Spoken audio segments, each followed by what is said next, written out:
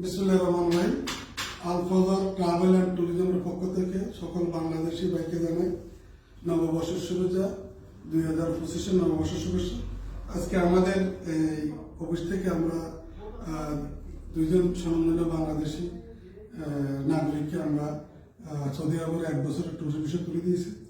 আমার পাশে আছে মোহাম্মদ মাসুম এবং সাথে আছে বাম পাশে আছে মোহাম্মদ নাসির।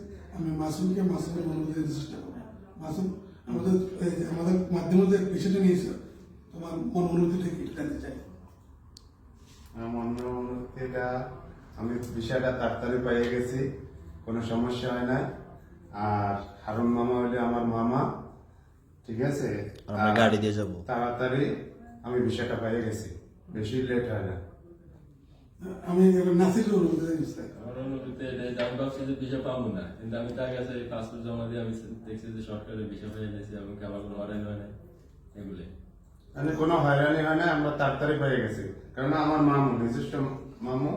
আর আপনারা যদি কেউ আগ্রহী থাকেন বিষয়ের জন্য, মামু ট্রাভেলস থেকে ভিসা নিতে পারবেন, যোগাযোগ করবেন হারুন মামার। আর গোবরা আমাদের অফিস। গোবরা